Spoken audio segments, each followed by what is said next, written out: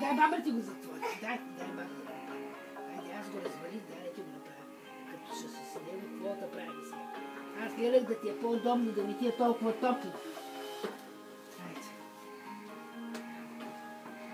Значи, що ме сложено, очевидно някакъв ред има и така, това е приемно. Да, точно така не разбрах, че реда нищо не трябва да се реда.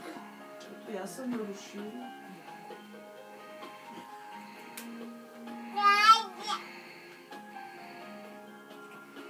Ще паднеш, гледай там да ми паднеш.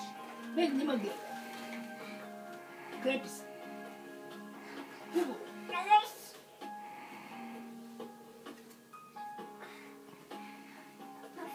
Точно.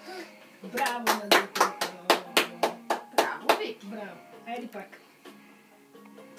Пак. Добре, пак. Хайде пак. Пак, да, пак. Хубаво да свикнеш да го научиш както трябва, да си сигурна, да. Какво хубаво легло има тук баба. Да.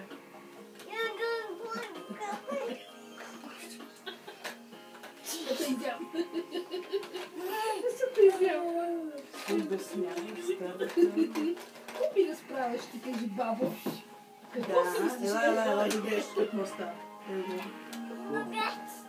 Ела, какво си мислиш? Ти няма да си.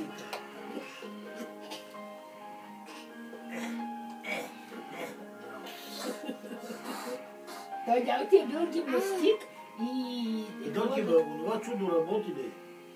Кое чудо да работи? Долу къде Работи, разбира се. Ами иска да видя този телевизор, връща ли на първоначалната картина? Да, тук има връщане. Ама там има ли номер? На телевизора няма такава функция. Сигурна си. Няма функция така. Ама тя самичка ли скачи пък? Кой да е качи? Кой кажи бе, дядо, кой? Тук е хубавото. За таймера е хубаво, Мирославе. Е това третото копче е таймера. Ма то не ще нищо да тръгне там. Ай, остави го сега. Ти сега тия чулици, барушки, роза, като си ги служила да ги пържиш, ще помичим, слагаш ли? Ще да. Айде. Не сте да ви го да